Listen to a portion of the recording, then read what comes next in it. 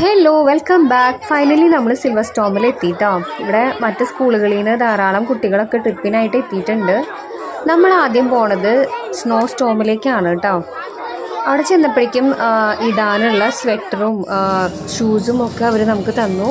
അപ്പോൾ 1 ഹവറാണ് നമ്മൾ ഈ -10 ഡിഗ്രി സെൽഷ്യസിൽ സ്പെൻഡ് ചെയ്യുക.